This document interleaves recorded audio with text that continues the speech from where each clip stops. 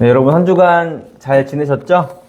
네, 저도 설립 예배도 준비하고 또 노회의 이런저런 문제들로 또 일들로 좋은 일들인데 좋은 일들로 이렇게 바쁘게 움직이다 보니까는 시간이 순식간에 지나가더라고요. 그래서 이렇게 시간이 지나가는 가운데 제가 정신이 없다 보니까 설교 준비하면서 뭔가 집중이 잘 안 되더라고요. 그래가지고 제가 이번 주에 카페에서 이렇게 설교 준비를 하면서 한 가지 한 일이 있습니다. 뭐냐면은 기분 전환 좀 할 겸 갑자기 문제를 풀고 싶더라고요.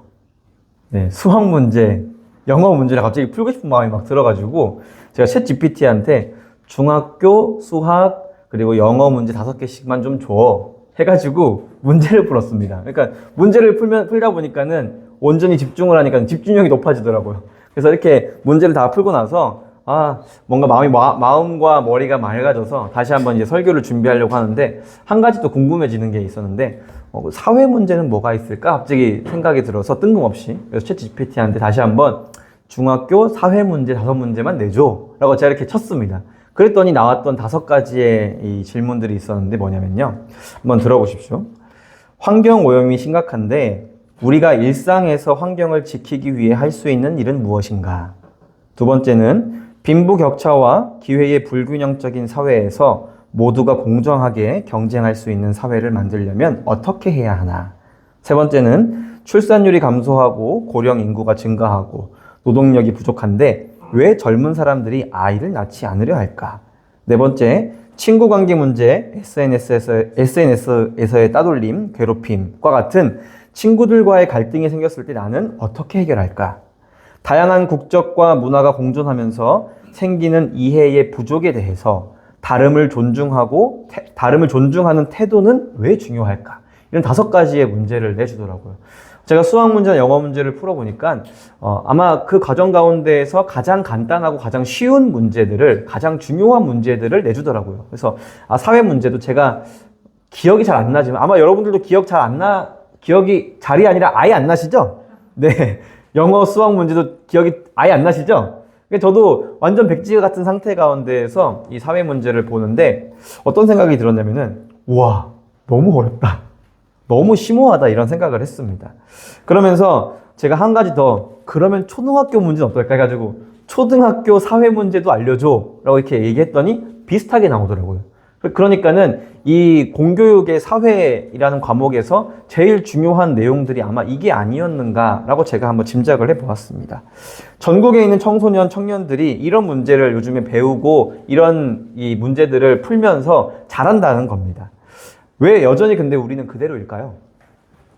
아이들부터 어른에 이르기까지 다 이런 문제들을 이미 과거부터 배워왔고 또 아이들만 배우는 것이 아니라 우리가 뉴스나 우리가 유튜브 많이 보잖아요. 유튜브만 봐도 막 지구 오존층이 파괴돼서 어떻게 되고 있다. 조만간 50년 뒤면 지구가 멸망할지도 모른다. 자연이 어떻게 파괴되고 있다. 빙하가 녹아서 이제 좀 있으면은 어떤 나라들은 가라앉게 될 거고 막 이런 여러 가지의 문제들이 많이 나오고 있지 않습니까? 근데 이 문제를 정말 깊이 잘 고민해 보면 참 좋은 인재들을 길러낼 수 있겠다라는 생각을 했습니다. 그러면서 학교에서 가르치고자 하는 것이 정말 너무 좋고 우리나라 공교육이 참 훌륭하다 이런 생각을 다시 한번 하게 됐습니다. 그러면서 어떻게 하면 우리 사회가 좀 더 나아질 수 있을까에 대한 이 질문을 우리에게 던져주는 이 공교육의 메시지 가운데에서 우리는 어떻게 발전시킬 수 있을까라는 생각을 또 제가 해봤습니다. 가난함과 따돌림, 불공평한 사회에서 우리 교회가 해야 되는 역할들이 무엇일까? 내가 그리스도인으로서 할 수 있는 일들이 무엇이 있을까라는 생각을 한번 해봤습니다. 그냥 인간이 개인의 행복을 넘어서 어떤 것을 추구하며 살아가야겠는가라는 생각을 해보게 된 것이죠. 그러니까 우리가 어떤 일들을 바라보면서 또 어떤 좋은 이야기들을 들으면서 어떤 일들이 가슴이 뛰십니까? 어떤 개인이 돈을 많이 벌어서 자수성가했다는 내용을 들으시면 여러분들도 막 가슴이 뛰셔서 와, 저렇게 되고 싶어. 이런 마음이 드십니까? 아마 자신의 것을 희생하고 포기하고 그럼에도 불구하고 남을 살리고 세워주는 그런 감동적인 스토리에서 우리가 가슴이 뛰지 않습니까? 저도 그렇습니다. 영혼들을 살리고 하나님의 말씀과 복음을 누군가가 믿지 않은 자가 한 번이라도 듣는 기회가 생겼을 때 저도 참 가슴 뛰는 일을 한다고 생각을 합니다. 우리는 나아가서 사람뿐만 아니라 환경과 하나님께서 만드신 이 모든 지구에 있는 모든 것들, 우리의 주변에 있는 모든 것들을 행복한 사회로, 행복한 세상으로 만들기 위한 노력이 우리 그리스도인들에게 필요하지 않는가라는 생각을 다시 한번 해봤습니다. 하지만 현재 우리가 만들어 놓은 시스템과 인식 어떻습니까? 경쟁하고 또 누군가를 짓밟고 올라서야 하는 그러한 경쟁 사회를 만든 것 같아서 참 안타깝습니다. 공교육 가운데에서 가르치고자 하는 이런 귀한 내용들은 너무너무 소중한데 왜 우리는 그것을 좋은 것들을 좋게 사용하지 못하고 있었을까라는 생각을 다시 한번 해보게 됩니다. 행복을 추구하는 돈과 여유의 노예가 돼버린 것은 아닌가 이런 생각을 해봅니다. 여유를 어떻게든지 만들어내기 위해서 노력하고 또한 돈을 열심히 벌기 위해서 노력하는 그런 세상 가운데에 우리는 과거에 우리의 선조들이 우리보다 더 여유 없고 더 가난하게 살았다는 것을 잘 알고 있습니다. 근데 왜 우리나라의 행복 지수는 점점 떨어져서 세계 1위가 되었을까요? 세계 1위의 스트레스 받는 국가 중에 하나가 우리나라입니다. OECD 국가 중에서 1위가 우리나라래요. 그리고 우리나라의 자살률, 세계에서 정말 1, 2위를 앞다투고 있는 게 우리나라 자살률이고 나아가서 청소년들 자살률도 1위라고 합니다. 네, 10명 중에 1명이 죽는데요. 청소년들이. 그러니까는 이렇게 소중한 아이들이 10명 중에 1명은 올라가면 죽어버린다는 겁니다. 참 안타까운 일이죠. 왜 이런 사회가 되어버렸을까?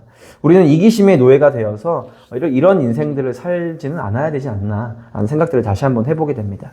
여러분들은 꿈이 있으십니까? 아니면 여러분들의 개개인 가지고 계시는 삶의 목적이 있으십니까? 또 그 일을 이루기 위해서 어떤 삶의 방식들을 택하고 계십니까? 좀 더 나은 세상을 만들기 위해서는 당장 눈앞에 있는 상황과 나의 쾌락에 집중하기보다는 한 발 물러서서 정말 중요한 게 무엇인가라는 것을 다시 한번 생각해 보아야 할 겁니다. 그리고 작게는 친구와 이웃과 학교와 나라 그리고 이것을 세계로 넓혀갈 수 있는 그런 지경을 넓히는 우리가 되어야 되겠다는 생각을 다시 한번 해봅니다. 이렇게 나와 내가 포함된 집단을 넘어서 사회의 안녕과 평화를 꾀하는 것이 바로 저와 여러분들이 가져야 하는 마음, 또 주님께서 우리에게 주신 그 목적이 아니겠는가라는 생각을 다시 한번 해보게 됩니다. 이기적인 마음을 벗어버려야겠죠. 제가 나중에도 다시 한번 어떤 메시지를 통해서 다루려고 하는 내용들이 있는데요. 맛만 보여드리면 여러분들은 교회 하면 어떤 이미지가 떠오르세요? 교회? 믿는 사람들 안에서는 교회라는 그 이미지를 떠올릴 때 워낙 어려서부터 잘 배워가지고 하나님, 예수님, 사랑, 믿음, 영광 이런 이미지가 떠오른대요. 근데 믿지 않는 사람들에게 교회 하면 어떤 이미지가 떠오르냐라고 물었더니 어떤 게 가장 많았는지 아십니까? 이기적이다. 이 이야기가 믿지 않는 사람들이 가장 많이 보여졌다고 합니다.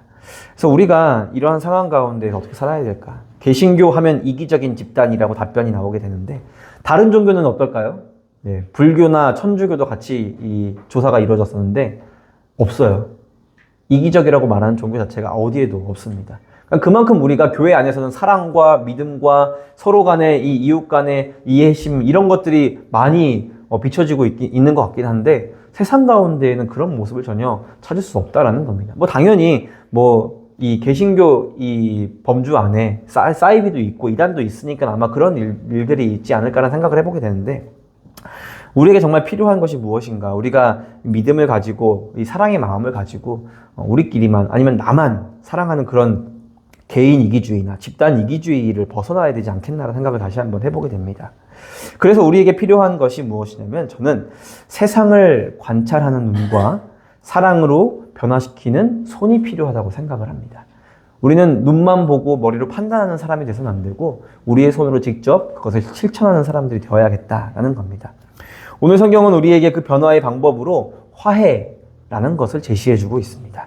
참 쉽죠? 싸우면 어떻게 하면 됩니까? 싸워요. 또 싸워요? 그냥 계속 싸울까요? 네, 싸웠습니다. 우리 자녀들이 싸우잖아요. 그럼 싸우면 어떻게 하나요? 그래, 마음대로 해라, 치고받고 죽을 때까지 싸워라 이렇게 놔둡니까? 저희는 보통 이렇게 합니다. 야, 사랑한다고 해.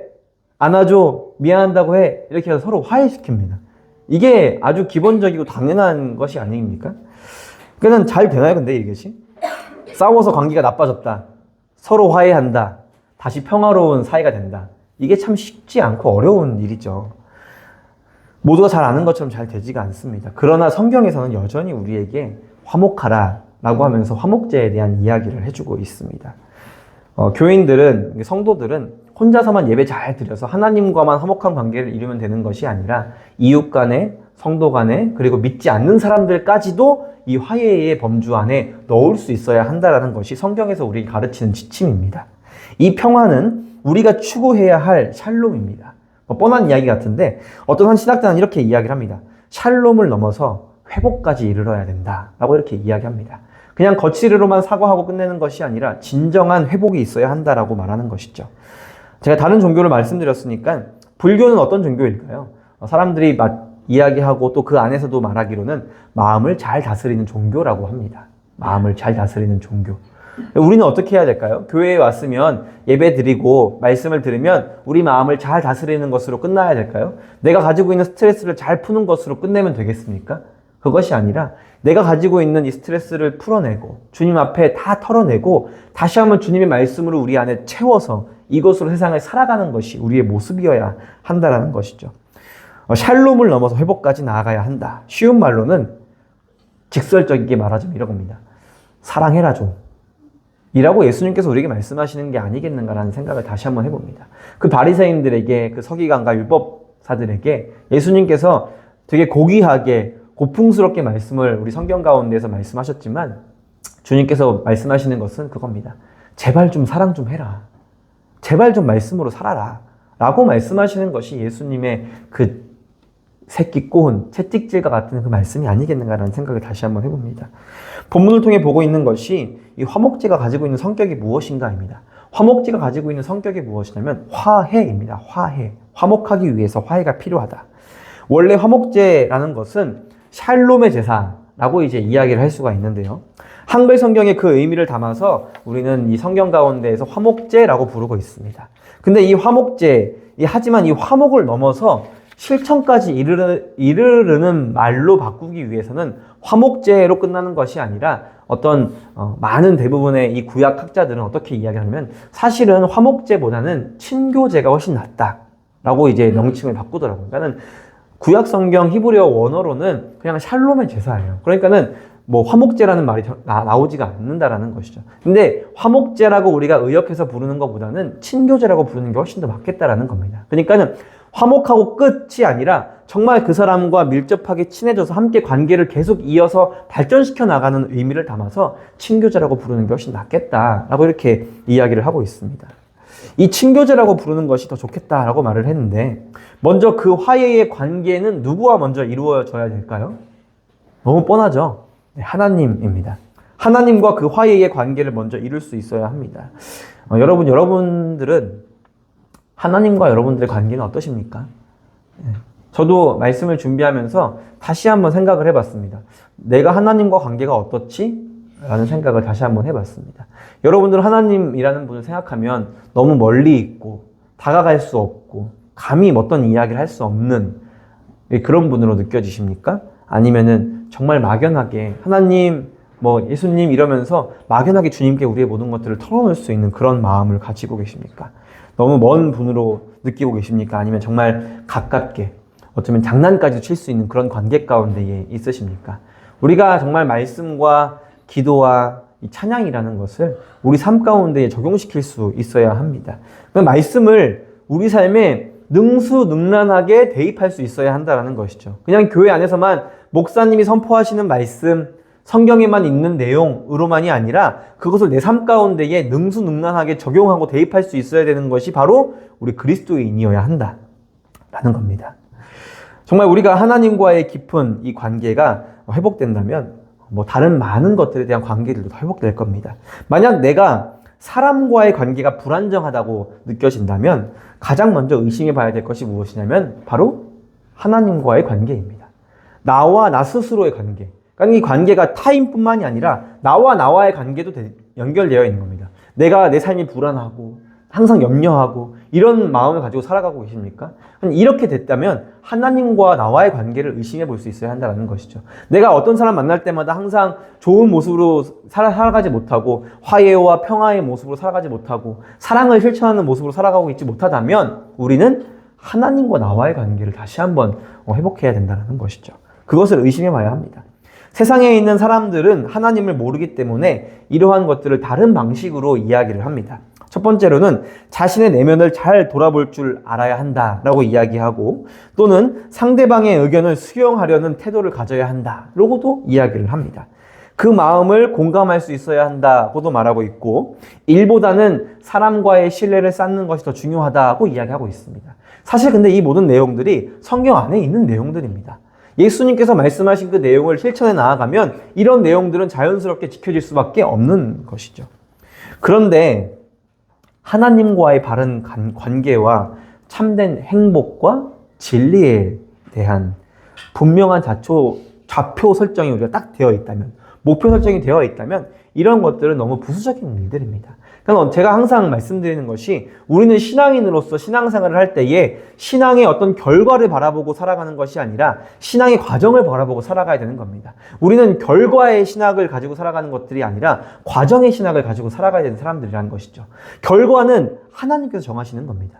그래서 우리가 정말 하나님께서 우리 가운데 주신 어떤 시련과 고난들, 저는 이것을 예로 들 때 다윗이 가장 적절한 예가 아닌가라는 생각을 해봅니다. 다윗이 자기의 첫째 아들을 낳았을 때 어떻게 되었습니까? 죽게 되었죠. 죽을 병에 걸렸습니다. 그때 다윗이 베개에 눈물을 다 적시며 침상을 다 적시면서 죽으라고 기도를 했습니다. 그러고 나서 아들이 죽었다는 소식을 듣죠. 그때의 다윗이 어떠할 거라고 신하들이 예상을 했습니까? 큰일 났다, 난리가 나겠구나 라고 예상을 했습니다. 근데 다윗이 어떻게 하죠? 침상을 박차고 나와서 밥을 먹고 다시 한번 자기가 해야 될 일들을 해 나아갑니다. 그러니까 이것은 무슨 말이냐면은, 내가 할 수 있는, 하나님께 할 수 있는, 내가 내 삶에서 할 수 있는 내 최선을 다하되 결과는 주님께 맡겨드리는 겁니다. 그래서 우리는 우리 과정 가운데 최선을 다할 수 있어야 하고, 그 결과를 주님께 맡겨드리는 것이 바로 저와 여러분들이 해야 된다는 것이죠. 함께 말씀 가운데에서 이렇게 이야기를 합니다. 모든 처소에서 대대로 지킬 영원한 규례라고 이렇게 이야기를 합니다. 이것이 무슨 말이냐면, 제가 다윗도 이야기했고, 삶에 대한 부분도 이야기했고, 사회에 대한 이야기도 이야기했고, 사람과 사람과의 관계, 그리고 사람과 타인과의 관계, 그리고 개인과 하나님과의 관계, 이 모든 관계들에 대해서 제가 말씀을 드렸는데, 이 모든 관계가 여기서 이야기하고 있는 모든 처소에서 대대로 지킬이라는 말이 가지고 있는 의미입니다. 그러니까 너희가 말씀을 지키고 규례를 지키고 살아가야 되는데 어떻게 지켜야 되냐라고 이야기를 하는 겁니다. 모든 처소에서. 너가 집에 있다면 집에서, 그리고 너가 직장에 있다면 그 직장에서, 교회에 있다면 그 교회에서, 그리고 무너진 관계 가운데에 있다면 그 무너진 관계 가운데에서, 화목한 과정 가운데에 있다면 그 과정 가운데에서, 그 모든 곳에서, 모든 처소에서 너네들이 대대로 지킬, 영원토록 지킬 하나님의 말씀이다 라고 성경은 이야기를 해주고 있는 겁니다. 쉽게 말하면 이겁니다. 어떤 시대에도 구애받지 않고 어떤 장소에도 구애받지 않는 기준을 너희에게 주겠다. 그게 바로 내 말씀이다 라고 이야기를 해주시고 계시는 겁니다. 그 기준은 수천 년이 흘러도 변하지 않는 규칙이자 약속입니다. 교회에서도 여러분들의 가정에서도 나의 기준을 정할 때에도 이것이 필요합니다. 인생의 미래의 방향성을 설정할 때에도 이 기준은 나의 목적이 되는 표지판이자 망대이자 내비게이션이 되어야 합니다. 그리스도인의 인생에서 방향성을 잡아주신 것이 바로 이 화목제입니다. 하나님과 우리와의 관계를 먼저 회복하면 그 다음 것들은 부수적으로 자연스럽게 따라오는 것들이라는 것이죠.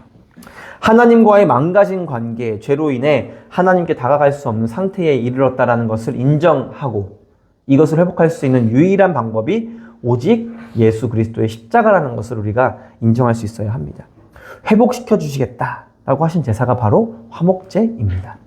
하나님께서 시내산에서 자신들의 백성들이 지켜야 할 율법과 규례를 내리셨습니다. 우리가 화목제라는 말을 찾으면 그 전에도 있었겠지만 가장 먼저 나오는 부분이 바로 이 부분입니다. 출애굽기 20장 24절에 있는 말씀인데요. 우리가 함께 읽어보도록 하겠습니다. 함께 읽겠습니다. 시작. 내 쌓고 그 위에 내 양과 소 내 번제와 화목제를 드리라. 내가 내 이름을 기념하게 하는 모든 곳에서 내게 인하여 복을 주리라. 아멘. 번제와 화목제를 드리라고 말씀하십니다. 이 출애굽기 20장에 있는 배경이 어떠냐면은 이스라엘 백성들이 출애굽을 해가지고 시내산에 도착을 했습니다. 그래서 모세가 이제 하나님의 말씀을 듣기 위해서 그 시내산 정상으로 올라간 이제 그 상황입니다. 그때 하나님께서 말씀하시는 것이죠. 번제와 화목제를 드리라 라고 이렇게 말씀을 하십니다. 내가 내 이름을 기념하게 하는 모든 곳에서 너에게 임하여 복을 주리라 라고 말씀하십니다. 하나님께서 영원토록 너희와 함께 우리와 함께 동행하시겠다라고 말씀하시는 겁니다. 이것으로 보아 우리는 이스라엘 백성이 하나님과 화해될 수 있는 방법을 말씀 안에 있다라고 생각해 볼 수가 있는 겁니다. 그 말씀은 하나님께서 지키라고 명령하신 말씀들입니다. 하나님을 사랑하고 내 이웃을 내 몸과 같이 사랑하라 라고 말씀하신 것이 바로 이 화목제, 이 말씀이 가지고 있는 의미라는 것이죠. 이 말씀은 저와 여러분도 마찬가지입니다. 아마 하나님의 말씀을 잘 지킨다면 사람들 사이에 화해할 상황도 만들어지지 않을 겁니다. 그리고 행여 다투어서 화해해야 되는 상황이 생기더라도 자기 자존심을 내려놓고 화해할 수가 있는 겁니다. 화해할 수 있다는 것은 내 안에 주님께서 하시는 일입니다. 여러분들 화해해 보셨습니까? 저도 참 화해하는 게 어렵더라고요. 저도 이제 아내랑 자주 싸우는데 싸우면 화해하기가 그렇게 어려워요. 그래서 제가 미안해 이렇게 하면 항상 아내가 미안한 것 같지가 않아. 그리고 대부분 남자들이 이제 하는 이야기가 제일 무서워하는 이야기가 있는데 뭐가 미안한데? 이 얘기를 남자들이 제일 무서워합니다. 그러면 그때부터 머리를 막 굴리는 겁니다. 뭐가 미안한 거지? 라고 하면서 말이죠. 그러니까 저와 여러분들이 정말 하나님께서 저와 여러분들의 이 관계 가운데에서 사람과 사람 그리고 우리가 자존심을 버릴 수 있는 이 모든 것들은 하나님과의 관계가 바르게 되어 있으면 할 수밖에 없는 겁니다. 자연스럽게 나올 수밖에 없는 겁니다. 내가 낮은 사람이고 상대방이 높은 사람이라고 계속 인식하고 살아가는 것이 우리 그리스도인입니다. 나의 낮음을 인정하고 상대방의 높음을 높여주는 것. 하나님께서 그렇게 말씀하시지 않았습니까? 이게 얼마나 아름다운 관계입니까? 교회라고 해서 세상이라고 해서 다 똑같으면 어떻게 합니까? 내가 다 높아. 내가 이것도 잘하고 저것도 잘하고 내가 이 부분도 뛰어나고 저 부분에도 두각을 세우고 있어. 그래서 난 뛰어난 사람이야. 남을 하대하고 나만 높이는 사람이 여기에 다 있다고 생각을 해보십시오. 그것만큼 절망적인 사회가 어디 있겠습니까? 근데 우리 교회가 먼저 나는 낮은 사람이고 저 사람은 높은 사람이야 라고 우리가 인식하고 살아가고 있다면 이게 하나님 말씀이거든요. 이렇게 살아간다면 우리가 화해할 건 뭐가 없고 화해 못할 건 뭐가 있겠고 용서 못할 건 뭐가 있겠습니까? 그러니까 우리가 정말 진심으로 하나님 앞에 이 화해를 할 수 있는 사람들이 되어야 한다는 것이죠. 이것은 제가 누차 말씀드리지만 여러분들에게 화해하십시오 라는 실천을 여러분들에게 제시드리는 게 아닙니다. 하나님께서 하십니다 라는 이야기를 하는 겁니다. 주님께서 우리 마음에 계시면 하나님께서 우리 마음 가운데에 은혜와 평강의 마음을 주시면 자연스럽게 될 수밖에 없는 것이라는 겁니다. 그래서 예수님께서 말씀하시지 않습니까? 네 원수를 사랑하라. 맨뺨을 치면 돌려서 오른뺨도 맞아라. 너희에게 겉옷을 가져가면 속옷까지도 내어줘라 라고 주님께서 말씀하시는 겁니다. 그러나 이스라엘 백성들은 그리고 저와 여러분들은 그렇게 살지를 못합니다. 출애굽기 20장부터 11장에 걸쳐서 지켜야 할 율법과 계명들을 하나님께서 모세와 이스라엘 백성들에게 주셨습니다. 이게 11장이나 되니까 좀 길어 보이지만 되게 짧은 시간입니다. 모세가 잠깐 올라갔다 오는 시간이었는데 그 짧은 시간도 지키지 못하고 바로 큰 죄악을 저질러 버렸죠. 우리가 너무나 잘 알고 있는 사건입니다. 어떤 사건이죠? 금송아지. 맞아요. 네. 이런데 금송아지 사건입니다. 금송아지를 하나님과 동등되게, 아니 하나님보다 더 높은 자로, 아니 하나님 자체로 여겨버립니다. 이게 바로 우리를 애굽에서 인도해낸 신이다 라고 이렇게 아론이 이야기를 해버리죠. 그것을 공표하고 어떤 절망적인 일이 일어났는지 아십니까? 출애굽기 32장 6절에 있는 말씀입니다. 함께 읽겠습니다. 시작. 이튿날 그들이 일찍이 일어나 번제를 드리며 화목제를 드리고 백성이 앉아서 먹고 마시며 일어나서 뛰놀더라. 아멘. 제가 출애굽기 20장 24절에 있는 말씀을 읽고 그리고 그 다음에 출애굽기 32장 6절에 있는 이 말씀을 읽고 번제와 화목제를 드리라고 했던 그 하나님의 말씀을 금신상을 만들고 나서 번제와 화목제를 드렸다라는 이 이야기를 듣고 그냥 문득 눈물이 핑 돌더라고요. 왜 인간은 이렇게밖에 할 수 없을까? 왜 나는 이렇게밖에 할 수가 없을까라는 생각이 들었습니다. 여러분들은 어떠십니까? 하나님께서 이 예배 자리 가운데에서 정말 바른 예배를 드려라, 바른 은혜 가운데에 거해야 한다 라고 말씀을 하시는데 여러분들은 정말 그렇게 살고 계십니까? 여러분들도 어쩌면 금송아지를 만들고 그 번제 화목제를 그 제사장으로서 이스라엘 백성들에게 잘못된 번제 화목제를 드리게 했던 그런 아론과 같은 사람들은 아닙니까? 저는 다시 한번 경각심을 갖게 됐습니다. 내가 이런 목사가 되면 안 되겠다 라고 말이죠. 400년간 노예였던 이스라엘 백성들을 구원하시고 하나님과의 관계를 회복시킨 화목제사를 자신의 쾌락과 불안한 마음을 위로하는 도구로 사용한 겁니다. 여러분들은 하나님을 어떻게 사용하고 계십니까? 여러분들은 예수님의 십자가를, 예수님의 부활을 나의 유익과 쾌락으로, 만족으로 사용하려고 하십니까? 아니면 정말 나를 죽이고 다른 사람을 살리는, 생명을 낳는 일로 사용하고 계십니까? 우리는 이렇게 위로의 도구로 전락시켜버린 화목제를 다시 한번 회복시켜야 합니다. 그리고 그 비참함이 얼마나 비참한지를 깨달아야 합니다. 제가 눈물이 핑 돌았던 이유는 무엇이었냐면은 나도 그런 연약한 인간이구나라는 생각이 문득 드는 순간 스스로가 비참해지더라고요. 나 이렇게 살면 안 되겠구나 라고 하면서 말이죠. 하나님께서 너무나 슬퍼하실 일이죠. 우리는 너무나 자주 이렇게 살아갑니다. 하나님과의 관계를 회복하기 위해 주신 것을 하나님과의 관계를 망치는 데 사용해 버린 겁니다. 내가 사랑하는 사람이